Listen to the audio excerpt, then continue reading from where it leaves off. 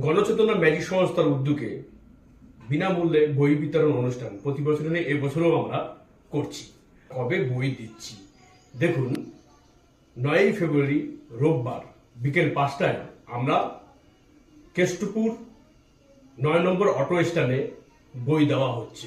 16ই ফেব্রুয়ারি রোববার আমরা মেদিনীপুর পাঁশকুড়াতে বই দিচ্ছি।